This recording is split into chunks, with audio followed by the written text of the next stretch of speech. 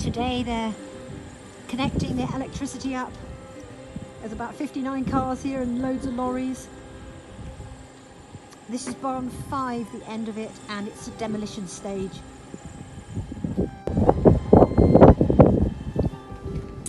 At this demolition stage, they're taking out all the old rotten floorboards. You see that wall's been very damp.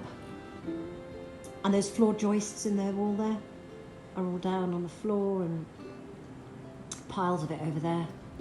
Carpenters are starting to clear it out. I'll walk through here. You can see the old floorboards there. All shot. Occasionally there's some good ones, but most of them are woodwormed and rotted. You can see those openings that will be opened up.